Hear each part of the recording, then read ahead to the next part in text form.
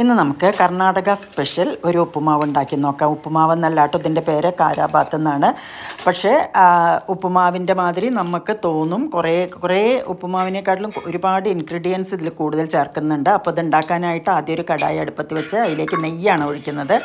നെയ്യ് ഒഴിച്ചിട്ട് നമ്മൾ കുറച്ച് കാഷ്യൂ വറുത്ത് കോരുക. കാഷ്യൂ വറുത്ത് കോരിയതിൻ്റെ ശേഷം അതേ നെയ്യിൽ നമ്മൾ കടുക്, കടലപ്പരിപ്പ്, ഉഴുന്നുപരിപ്പ്, ജീരകം, കറിവേപ്പില, ഇഞ്ചി, പച്ചമുളക്, പിന്നെ ഒരു വലിയ ഉള്ളി ചെറുതായി നുറുക്കിയത്, ഇതെല്ലാം ഇട്ട് നന്നായിട്ടൊന്ന് വഴറ്റുക.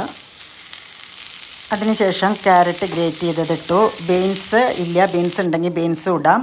എന്ന ശേഷം ഒരു കപ്പ് റവ എടുത്തിട്ട് റവ നല്ല പോലെ ഒരു 4 മിനിറ്റ് ഒന്ന് വഴറ്റുക. പിന്നെ ഇതിലേക്ക് ഒരു തക്കാളി കുരു കളഞ്ഞത് കേട്ടോ, നല്ലോണം കുരു കളഞ്ഞ് നുറുക്കി വെച്ചത്, ഒരു 1/2 ടീസ്പൂൺ മഞ്ഞൾപ്പൊടി, പിന്നെ വാങ്കിബാത്ത് എന്ന് പറഞ്ഞിട്ട് ഒരു പൗഡറുണ്ട്, മസാല പൗഡർ, അത് 1 ടീസ്പൂൺ ഞാൻ ഇതിലേക്ക് ഇട്ടിട്ടുണ്ട്. എന്ന ശേഷം ഇതിലോട്ട് ഒരു 3 കപ്പ് വെള്ളം ഒഴിച്ച് ഒന്ന് അടച്ച് വെച്ചിട്ടൊന്ന് വേവിച്ചെടുക്കുക.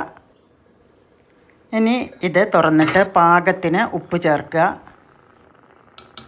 അപ്പം നമ്മുടെ കർണാടക സ്പെഷ്യൽ കാരാബാത്ത് ഇവിടെ റെഡി ആയിട്ടുണ്ട്. ഇനി ഇതിനെ നമ്മൾ ഒന്ന് നല്ലോണം തട്ടി പരത്തി വെച്ച ശേഷം അതിൻ്റെ മുകളിലോട്ട് കുറച്ച് ലെമൺ ജ്യൂസ് ഒഴിക്കണം കേട്ടോ. ലെമൺ ജ്യൂസ് ഒഴിച്ച ശേഷം കുറച്ച് മല്ലിയില, പിന്നെ നല്ലോണം ഒരു ടേബിൾ സ്പൂൺ നെയ്യും ഇതിൻ്റെ മുകളിലിടുക. എന്നിട്ട് അടച്ച് വെച്ചിട്ട് കുറച്ച് കഴിഞ്ഞ ശേഷം ഇതിനെ പിന്നെ നമ്മൾ ആദ്യം വറുത്ത് വെച്ച കാഷ്യൂ ഇടണം. എന്ന ശേഷം നമ്മൾ ഇത് എല്ലാം കൂടി നന്നായിട്ട് ഇളക്കിയ ശേഷമാണ് ഇത് ഉപയോഗിക്കുക. അപ്പോഴേക്കും ഈ നെയ്യൊക്കെ ഒരു 5 മിനിറ്റ് കൊണ്ട് ഉരുകി ഇതിൽ ചേർത്ത് കേട്ടോ. നെയ്യ് എത്ര വേണമെങ്കിലും നമുക്ക് ചേർക്കാം ഇഷ്ടമാണെങ്കിൽ. അപ്പോൾ താങ്ക് യു ഫോർ വാച്ചിങ്.